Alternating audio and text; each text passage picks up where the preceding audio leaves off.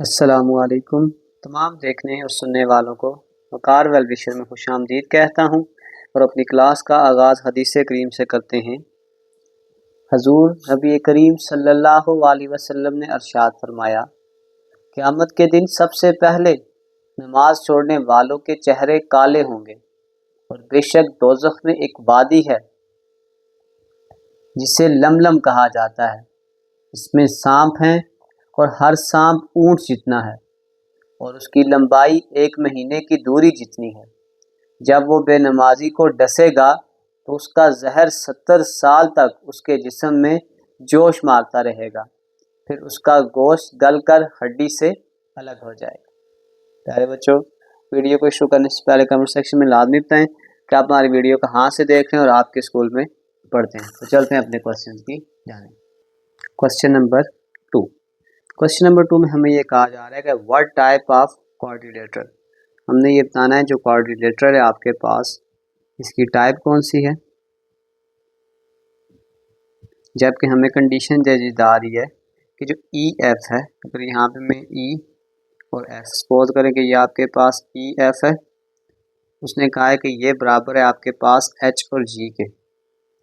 मैं इसको एच बना लूँ और इसको जी बना लूँ तो इसका मतलब ये आपस में बराबर है। देखें अगर अब आपके पास ये बराबर हैं फिर ये देखें एक दूसरे के साथ पैरेलल भी बन रही है, तो फिर मैं कह सकता हूँ कि E F is equal to H G and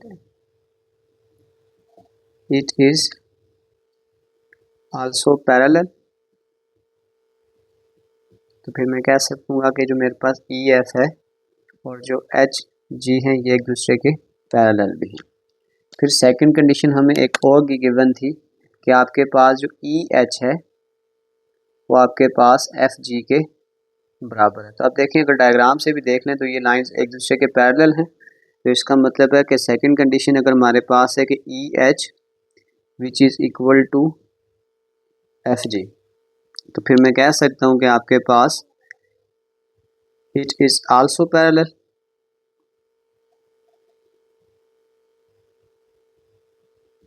तो इसका मतलब है ये वाली साइड इसके बराबर भी है और पैरेलल भी है और ये साइड इस साइड के बराबर भी है और पैरेलल भी है। तो बस हम लिख सकते हैं कि व्हेन ऑपोजिट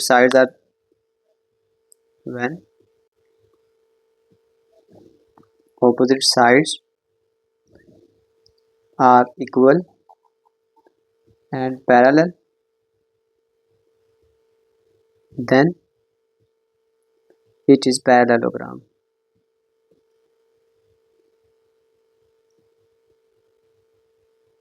तो जो कंडीशन हमें गिवन थी उसको देखते हुए हम कह सकते हैं कि आपके पास ये जो क्वाड्रिलेटरल की टाइप थी वो आपके पास पैरेललोग्राम थी। चलते हैं नेक्स्ट पार्ट की जानिब।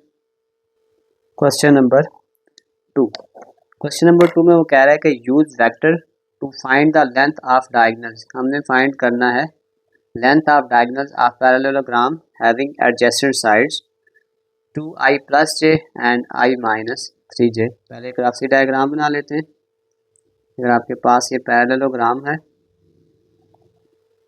इसको ए बी सी और डी, उसने हमें कहा था जो एडजेसेंट साइड्स हैं इसको मैं u का नाम दे देता हूँ।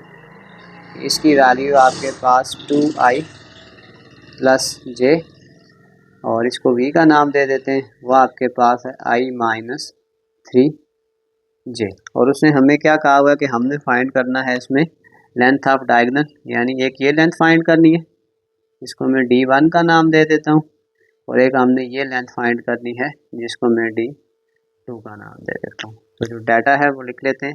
हमने d1 फाइंड करना है, d2 फाइंड करना है और हमें दो वेक्टर भी गिवन है जिसकी वैल्यू है 2i + j और v की वैल्यू आपके पास i - 3j। अब देखें सबसे पहले जो आपके पास d1 है यानी कि वो AC है। अगर मैं इसकी सिर्फ ये वाली डायग्राम बना लूँ तो इसका मतलब ये यूँ बन जाएगी, इसकी डायरेक्शन ये थी, इसकी ये थी, तो जब हेड टू टेल रूल मिलाएंगे तो ये बन जाएगा। इसका मतलब है कि फिर हम ये कह सकते हैं कि आपके पास जो AC या D1, इसको हम डायरेक्ट लिख लेते हैं कि आपके पास जो D1 है वो इक्वल है vector u plus vector v। हमने बस इसको आपस में क्या करना है, सॉल्व करना है। अब u वेक्टर की वैल्यू आपके पास थी 2i plus j, v vector है आपके पास i minus 3j। i component को कॉमन कर लें, ये आपके पास आ जाएगा 2 प्लस 1, और j कंपोनेंट को भी कॉमन कर लें तो ये आपके पास आ जाएगा 1 माइनस 3। 2 प्लस 1 ये आपके पास आ जाएगा 3i माइनस 2j। अब देखें हमने फाइंड करनी है लेंथ ऑफ डायगोनल। अब बेसिकली जो लेंथ ऑफ डायगोनल है वो मैग्नीट्यूड हुआ, तो इसका मतलब है हमने फाइंड करना था मैग्नीट्यूड। तो सबसे पहले हम d1 का मैग्नीट्यूड निकालेंगे, तो उसका फार्मूला होता है i पार्ट का स्क्वायर यानी कि i के कोएफिशिएंट का स्क्वायर, 3 का स्क्वायर माइनस 2 का स्क्वायर, 3 का स्क्वायर 9, 2 का स्क्वायर 4, 9 प्लस 4 ये आपके पास आ जाएगा अंडर रूट ऑफ 13, यानी मैग्नीट्यूड यानी जो d1 की वैल्यू थी वो आपके पास है अंडर रूट ऑफ 13। इसका भी हमने एक पार्ट निकाला है। अब बिल्कुल इसी तरीक़ाकार से हम इसका दूसरा पार्ट निकालेंगे। अब जब हम दूसरा पार्ट निकालेंगे तो आपने ध्यान ये रखना है कि अब आपके पास, आप यूँ समझ लें कि आपके पास देखें ये एरो ऐसे जा रहा था और ये ऐसे जा रहा था, ठीक है, और हमने इसको फाइंड करना है। इसका मतलब है कि फिर हमें इसकी डायरेक्शन चेंज करनी पड़ेगी, हमें इधर से इस तरफ आना पड़ेगा। तो इसका मतलब ये है कि अगर आपके पास वो पहले u था तो अब ये माइनस u बन जाएगा, और ये वाली डायरेक्शन एज इट इज़ वही जा रही है, तो ये आपके पास v होगा।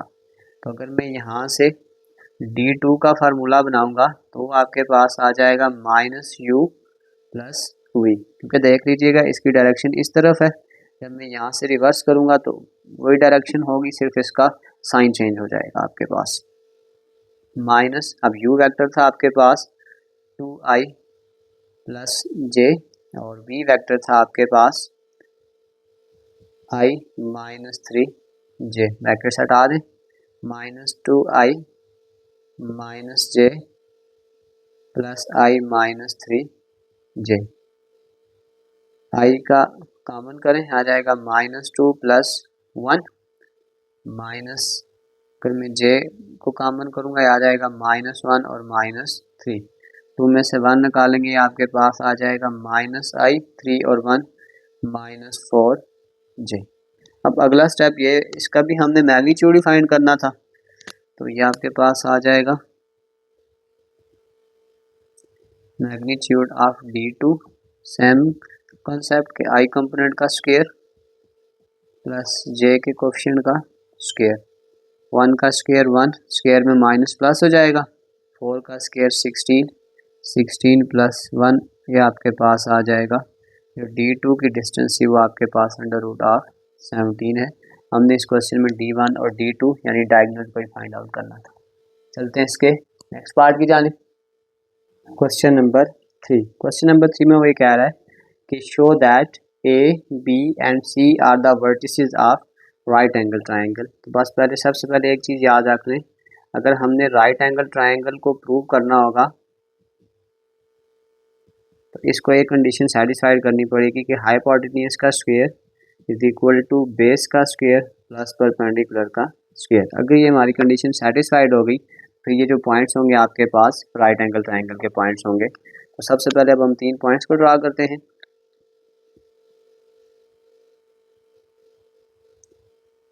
ए, बी और सी।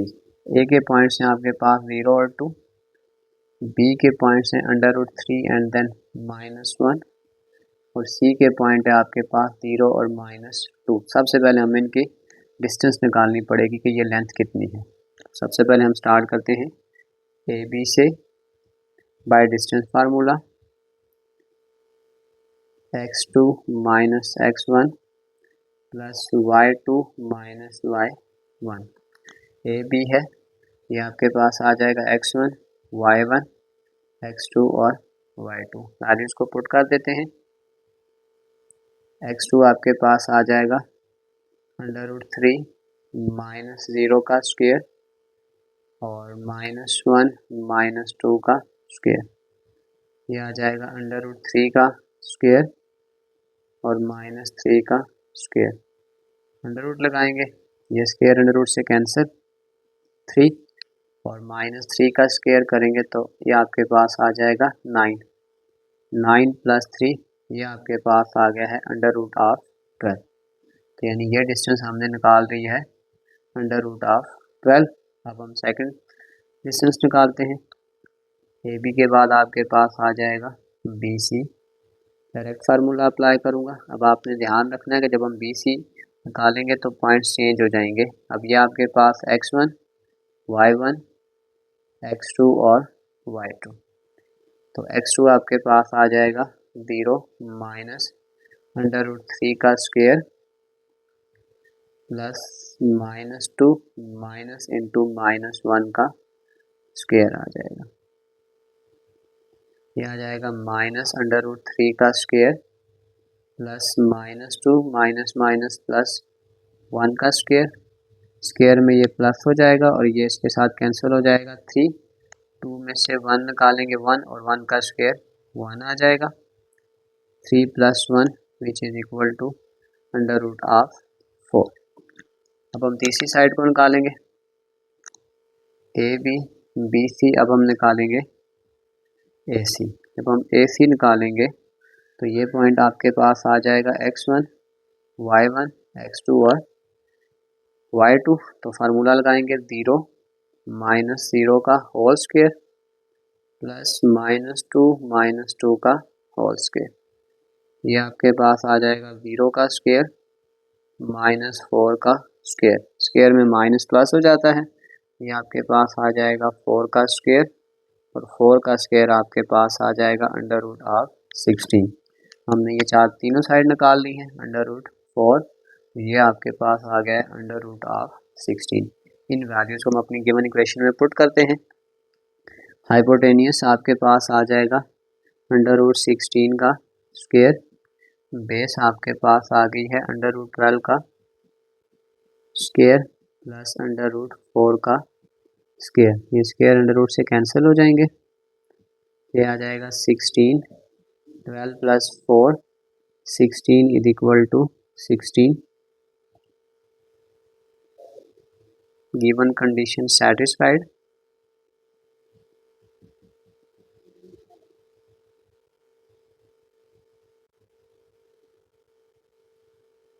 सो फिर हम कह सकते हैं कि A B C and C are vertices of right angle triangle.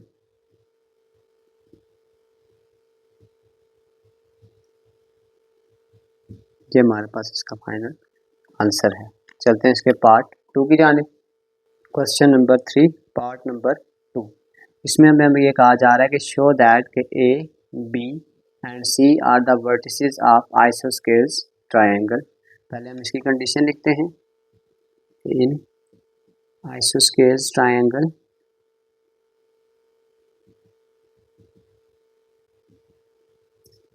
Two sides are equal.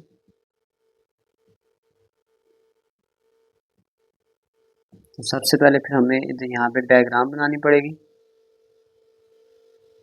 Suppose करें ये आपके पास ए है, ये बी है और ये सी है।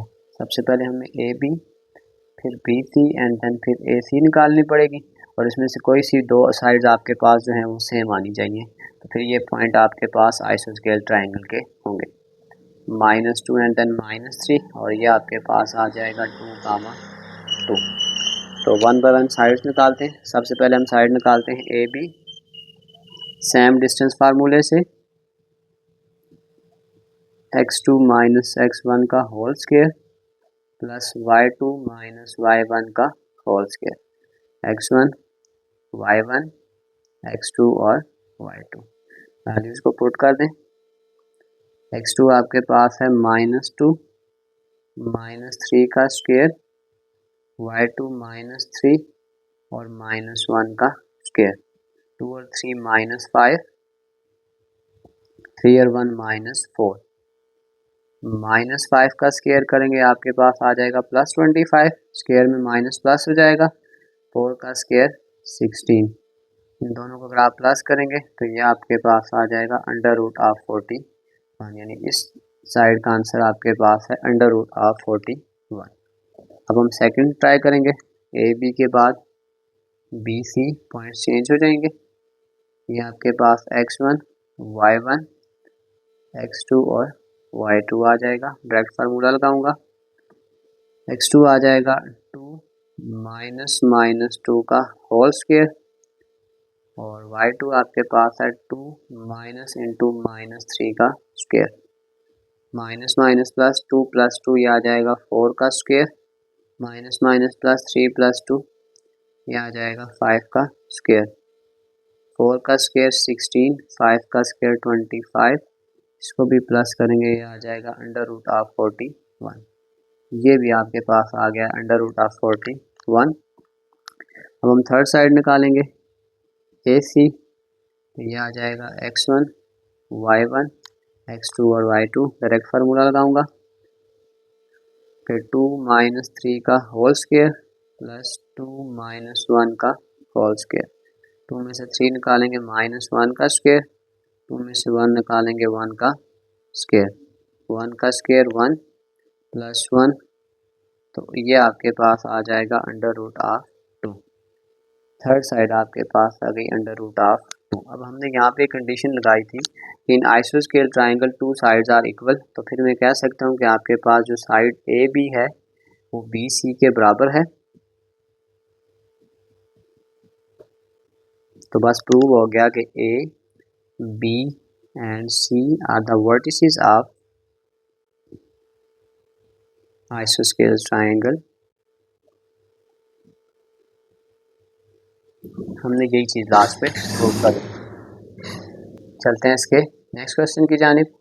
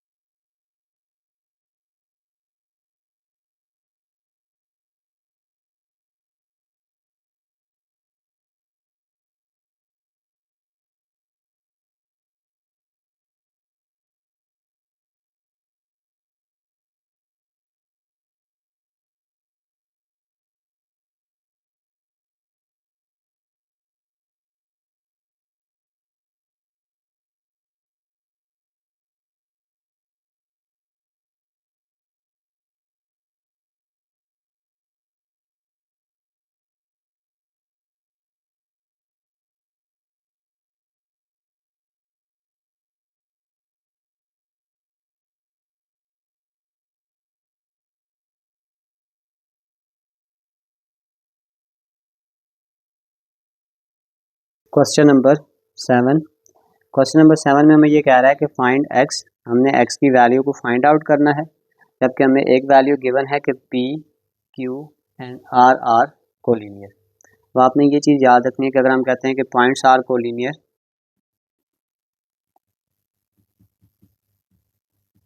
तो ये जो एक लाइन है, इस लाइन के ऊपर ये जितने भी पॉइंट्स आपके पास बन रहे हैं ना, ये सारे आपके पास कोलिनियर होंगे।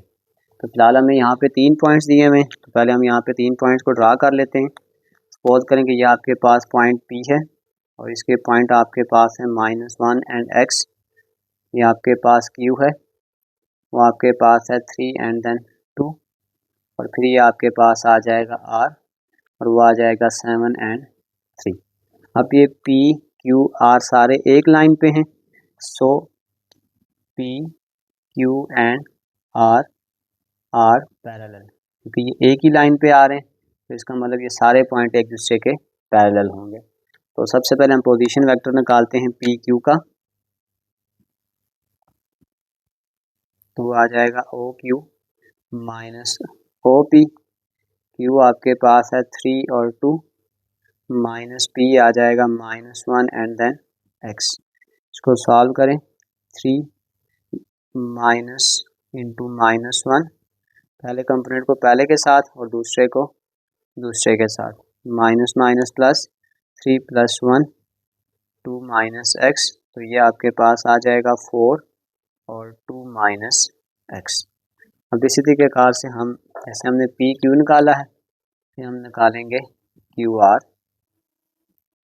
वो आ जाएगा O R minus O Q. ये सिंपल आप याद रखने के बाद वाले वेक्टर में से पहले वाले वेक्टर को हम माइनस करते हैं। आर आपके पास है 7 और 3 और क्यू आपके पास है 3 और 2, ये आ जाएगा 7 - 3 और 3 - 2। 7 में से 3 निकालेंगे तो ये आपके पास आ जाएगा 4 और 3 में से 2 निकालेंगे, ये आपके पास आ जाएगा 1। अब इस क्वेश्चन में हम पहले ही कह चुके हैं कि P Q R all points are collinear so they are parallel. तो हमने एक फार्मूला पढ़ा था कि अगर आपके पास दो वेक्टर पैरेलल हों तो उसका जनरल फार्मूला होता है कि u is lambda times of v। फिर हम यहाँ पे इसको इस फॉर्म में अगर हम लिखेंगे तो हम लिखेंगे कि P Q is equal to lambda times of Q R के बराबर है। वैल्यूज़ को पुट कर दें, आपके पास जो पी क्यू का आंसर है वो आपके पास है 4 और ये आ जाएगा 2 minus X which is equal to lambda into Q R, यानी कि 4 और 1, यह आ जाएगा 4 2 माइनस एक्स, यह आ जाएगा 4 lambda into lambda by comparing.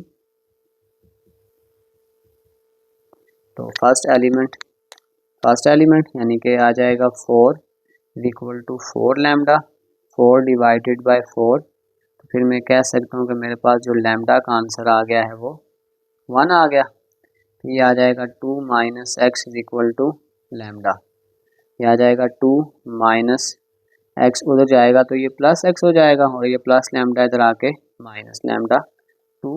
इस लैम्डा की वैल्यू पुट कर दें, 2 माइनस 1 इक्वल टू एक्स, 2 में से 1 निकालेंगे तो 1, ये आपके पास x आ गया।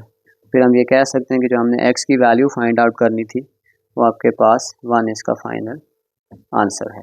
इसी के साथ हमारे क्वेश्चन 1 to 7 कंप्लीट सॉल्व हो चुके हैं। अगर आप मेरे नोट्स को डाउनलोड करना चाहते हैं तो कमेंट सेक्शन में मैं एक लिंक डाल दूंगा, आसानी से आप इन नोट्स को डाउनलोड कर सकते हैं। आखिर में एक छोटा सा मैसेज अपने देखने और सुनने वालों के लिए कि अपनी ज़ुबान से निकले हुए अल्फाज की ज़िम्मेदारी तो हम ले सकते हैं, लेकिन समझने वाले की सोच की ज़िम्मेदारी किसी तौर पर नहीं ली जा सकती। काली ऐनक लगाकर दुनिया को काला कहना कुछ लोगों की तरबियत में शामिल होता है। प्यारे बच्चों, मिलते हैं अगली वीडियो में, तब तक के लिए अल्लाह हाफ़िज़।